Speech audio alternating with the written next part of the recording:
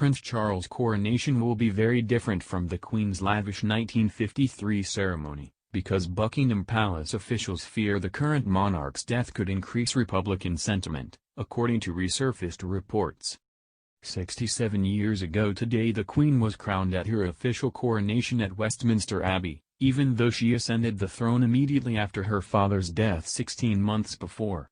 Charles has known he was her heir apparent since his mother the Queen took her own place on the throne. He was approximately 3 years old at the time. Charles has been keen to prove himself as a worthy monarch to the British public throughout his life. However, his popularity has actually dropped significantly since he was in his 20s, causing concern for senior royal aides. Writing in The New Yorker in 2017, author Zoe Heller explained how those working behind the scenes at Buckingham Palace were nervously preparing for Charles' ascension. She wrote, "One of the senior aides' chief concerns, apparently, is that Republicans may try to use the interval between the death of the old monarch and the coronation of the new one and whip up anti-royal sentiment. In order to minimize the potential for such rabble-rousing, they propose to speed things up as much as decorum will allow." In contrast to the stately 16-month pause that elapsed between the death of King George VI, in February 1952, and the anointing of the Queen in June 1953, King Charles III will be whisked to Westminster Abbey no later than 3 months after his mother's demise.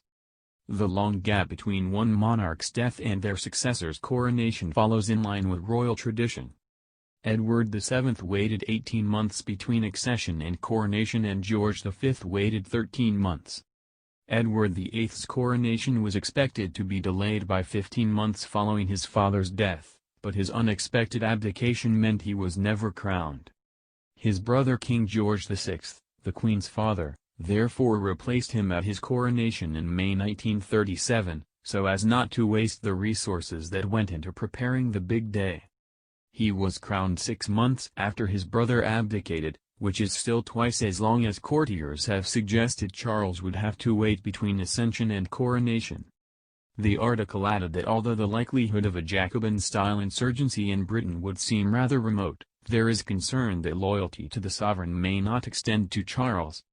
A poll conducted only last year by Express.co.uk revealed that of 4,000 voters, more than 60% believed the crown should be handed straight to Prince William upon the Queen's death. However, Ms. Heller added, once you start allowing the popular will to determine who wears the crown, people are liable to wonder why anyone is wearing a crown in the first place. Additionally, Charles has now held the title of Prince of Wales for the longest time in modern history. He has therefore been preparing to be sovereign his whole life. The Queen was proclaimed Britain's new monarch immediately upon George VI's death in February 1952. She spent 3 months in seclusion, mourning her father. It was not until summer 1952 that she began taking on sovereign duties.